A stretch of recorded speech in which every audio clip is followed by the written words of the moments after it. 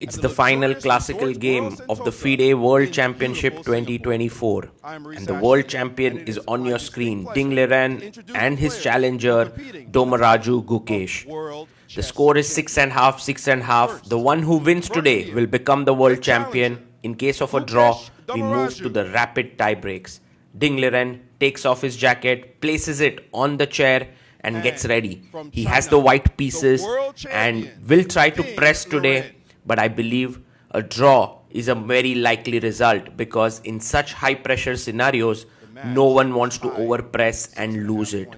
We can see Maurice Ashley inviting the guest today, but look at Gukesh. He's super focused. He's closed his eyes. He wants to just focus on the job at hand. And there we have him making the first move. He plays 1c4. Is that what Ding Liren is going to play? I believe the arbiter is going to come and put back that move. And we are about to begin. The players shake hands. The clock is started. This is, dear friends, the ambit recap of the day. Ding Liren opens the game with knight to f3, a very super solid choice and one that Gukesh would have expected perhaps, but not so sure how deeply he would have prepared. He goes d5, g3. Wow, the reti opening is what Ding goes for. It has all the flexibility in the world because you haven't touched your c pawn nor your d pawns, so you can place it the way you want it. Now the bishop comes to g2, and let's see what Gukesh plays here. He has taken the center, and with knight c6, he's going for the reversed King's Indian. If you castle, I can go e5. But Ding is like, I'm going to play the reversed Grunfeld. He plays d4, and takes will be met with knight takes. So Gukesh tries to be very solid. He goes e6. And it makes sense, this move, e6. White castles here. And black takes. The reason why this move is good is because black is already a tempo down when you consider it as the Grunfeld defense with reversed colors. So rather than being over ambitious here, Gukesh is trying to be solid with this structure, but Ding is going to strike at some point with c4, knight g e7 played. The idea is to take, queen takes, and the knight comes to c6. That's the plan. He goes pawn to c4. The pawn is pushed forward.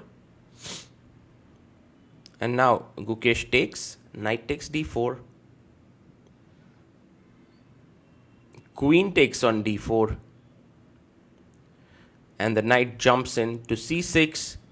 Gukesh swivels his knight there. Knight is attacking the queen. The queen has to move, but where exactly? It can go to f4, e3, d2, d1. He goes to d1, and now Gukesh must push his pawn forward. And he does it. Pawn to d4. This is a very strong pawn. But if you look at the development, black is lagging behind. His king is in the center. The bishop is not yet developed. The rook is here. He plays bishop to c5.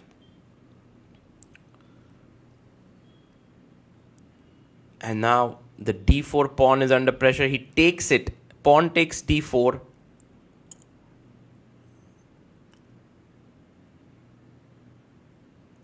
And he takes back with the bishop. The bishop is nicely centralized here and looking very strong, putting pressure in both directions.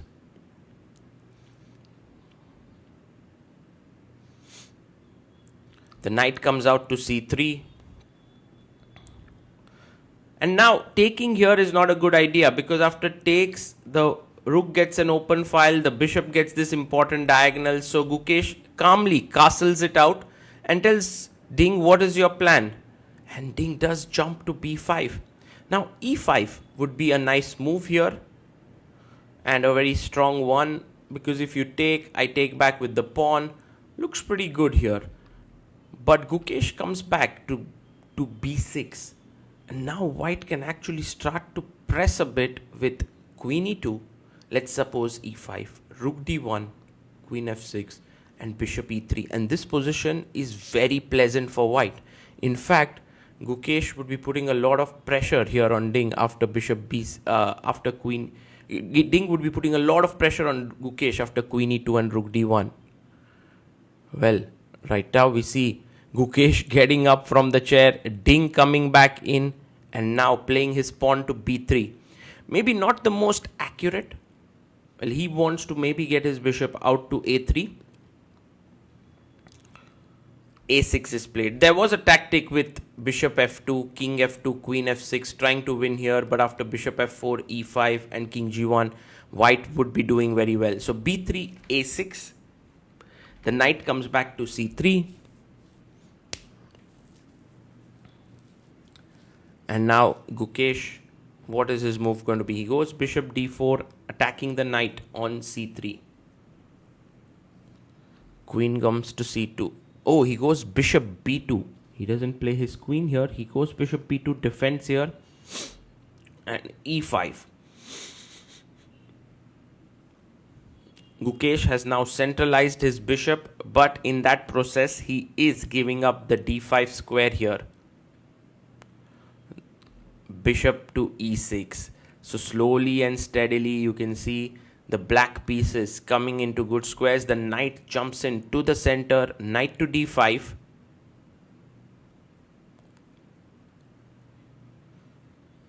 And now this is hanging. But he goes b5. What a move this is by Gukesh. b5 is an amazing move. So you could have played even a little bit calmly. You could have taken here. Maybe tried to bring your knight in, although f4 is quite irritating there. But b5 just destabilizes the knight on d5. He takes the pawn, which is not particularly a great idea. But I think Ding has found a way to equalize the position. His idea now after ab5 is to move the knight away, attack the knight here. Yes, knight to f4. Nice move played. And now c6 is hanging. Knight takes e6. Is threatened. Well, he plays e takes f4.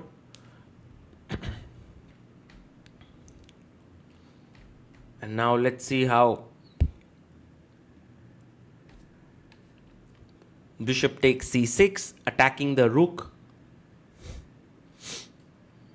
And Gukesh takes on b2. We are having mass exchanges here in the position. So it is slowly and steadily heading towards a draw. And tie breaks look very likely. Rook comes to b8. And the plan now is to play your queen up here. There's one small thing which I feel that black has in this position, which is that after, let's say, take, black is going to push the pawn to b4 and clamp two of the white pawns. Bishop f3, he moves back. Maybe bishop d5 was much more prudent, trying to trade more pieces.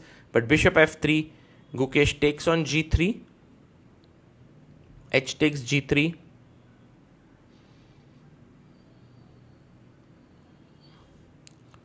And now pawn to b4. So there's a slight pressure here. Nothing much, nothing serious, but one pawn sort of clamps the two pawns and Ding immediately wants to unravel. He's like, I don't want to keep waiting with you, Gukesh, trying to put pressure. B takes a3. And now after rook takes a3, which is played. Well, if you take bishop takes b3, then you're going to lose a piece after rook b1. That's the problem. So g6 is played here.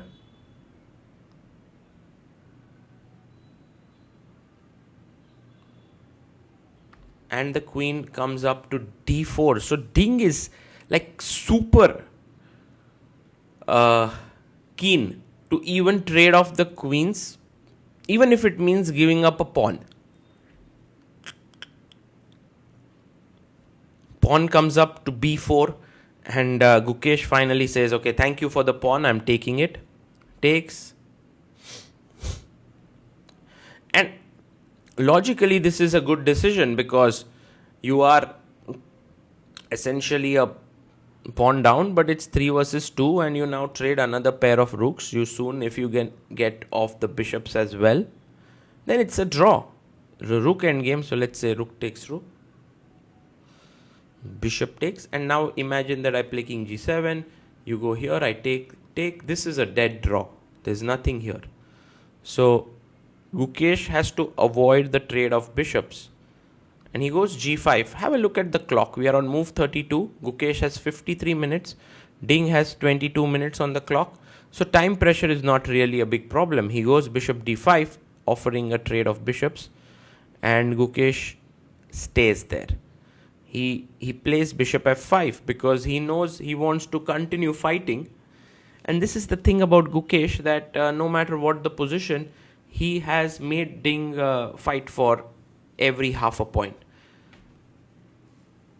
But here doesn't seem very likely that he'll be able to convert. He plays his king to g7, and in fact the tie breaks will really be very interesting because everyone has predicted that Ding is slight favorite when it comes to tie break. He has a much higher rapid rating.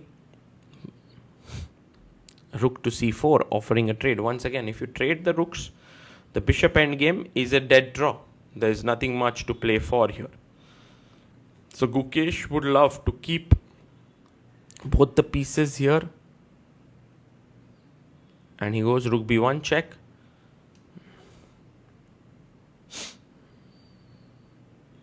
And let's see what Ding Liren continues with. King goes to g2. And now he's trying to go bishop e4. Once again, to trade off the bishops.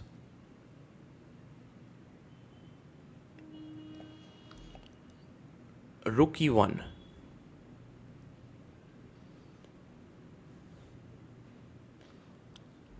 And the rook goes to b4.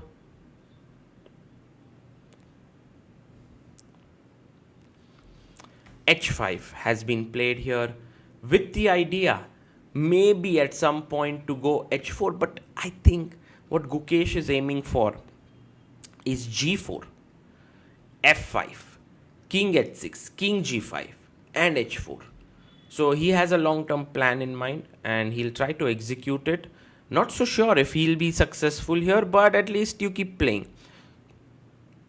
Also, the tie break is just the next day. So if you're able to play a long game, by the way, 40 moves are done. So Ding Liren gets 30 more minutes on the clock. He's 38 minutes on the clock, but Gukesh has 1 hour 12 minutes. King h6 and Gukesh gets up. Ding comes back in.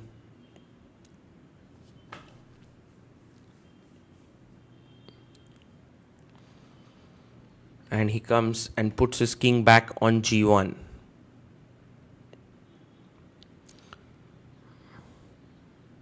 I'm a little bit in awe of how Gukesh is playing here because, you know, most of the players would already have lost the intent to play on. You know, they would continue, but not with this laser sharp focus that Gukesh is showing. Pawn to g4.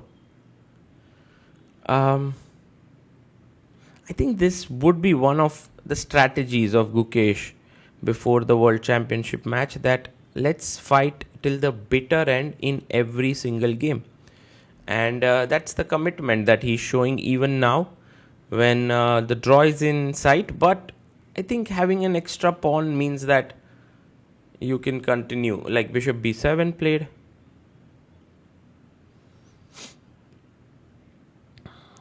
And now the king comes up to g5.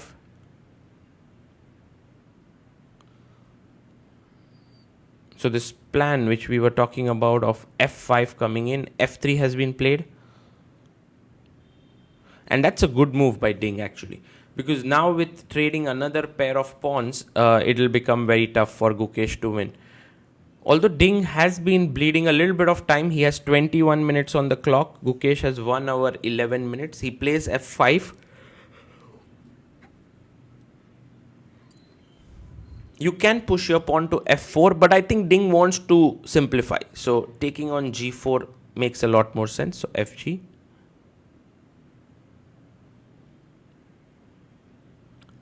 He takes back at g4.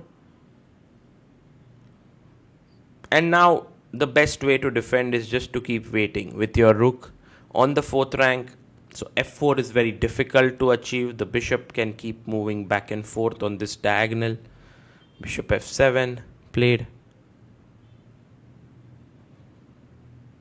The king comes up to f2.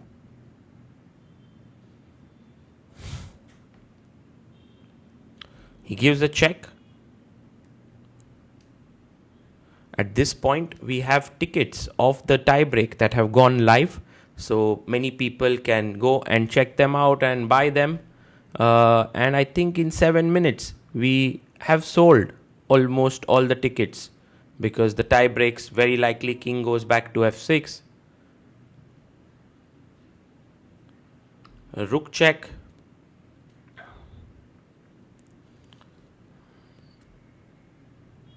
And whether Gukesh, he goes g5 back. And I think Ding will come back to b4. Yes, he's not going to allow pawn to push. He's at 16 minutes on the clock. Gukesh keeping an hour, more than an hour on the clock. Bishop e6 played. Rook a4.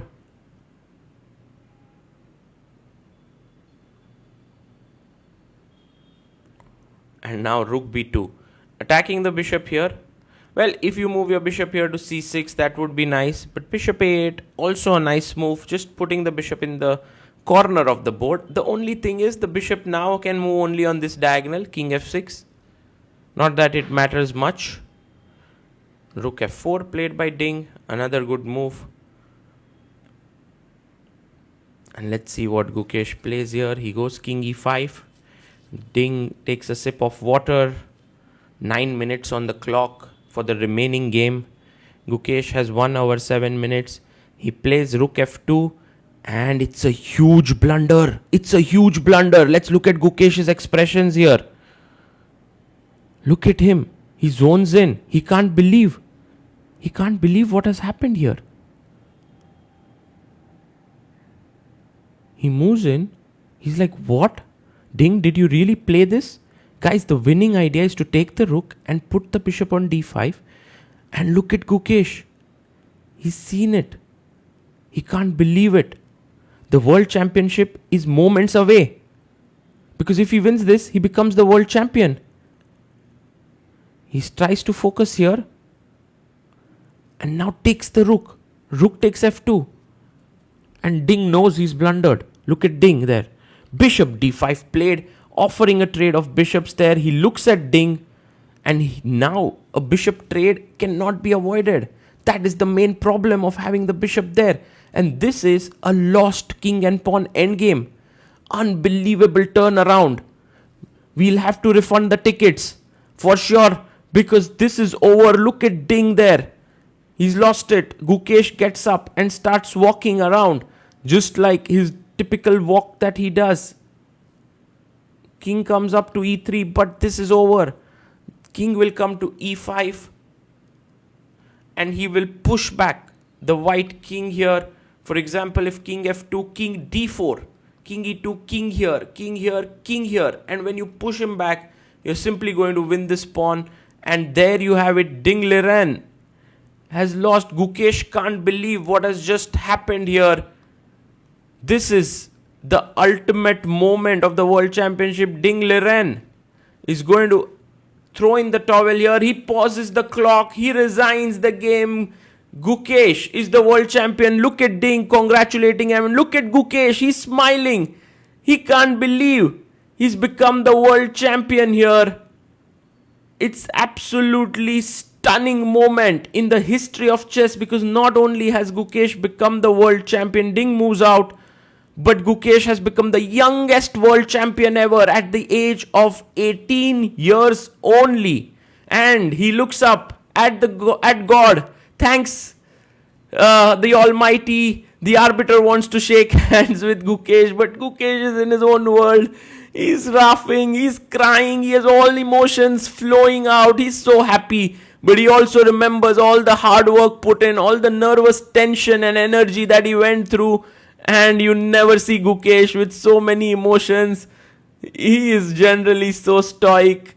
Look at that smile on his face. The crying there. Wow, this might well be one of the most beautiful celebrations after becoming the world champion as he puts back his opponent's pieces. This is what he learned as a little kid, to set up the chessboard. But this time, it's just so much more special. Arkady Dvorkovich, the FIDE president, comes and shakes hands with him. And Gukesh now starts to set up his pieces there as all the journalists join in to take a shot of him. And there we have Maria Emelianova shooting him, taking a nice little shot there. And Gukesh placing the pieces, everyone congratulating him. And that final act, just kind of pays his respect to the chessboard, which has given him so much, and puts back his player card. Maybe one of the most amazing moments in chess history, and raises his hands in victory. Domaraju Gukesh is the world champion. He's now going to move out and meet his team. As he moves out of the playing hall, everyone follows him, but he wants to meet his dad. There you have it. Gukesh comes out and his dad Rajnikant waiting for him as they hug. What a moment this is. What a moment. What a beautiful moment as his dad and him relive that amazing journey that they have had. Over a decade of chess, and Gayevsky, his head trainer. Wow. This is absolutely amazing. We are in tears. And you can check out more videos of this final moments on ChessBase India. But for now, we'll leave you with this. Domaraju Gukesh is the world champion, and we couldn't be more happy. This December, the world's top chess minds clash in the heart of New York City at the FIDE World Rapid and Blitz Championship. Witness world number one Magnus Carlsen and other stars from across the globe. Rapid and Blitz, chess in its most thrilling form, unpredictable and unforgettable. Fast moves, tactics and blunders, and moments that will keep you on the edge of your seat. Witness the pinnacle of chess excitement. Get your tickets now at worldrapidandblitz.fide.com.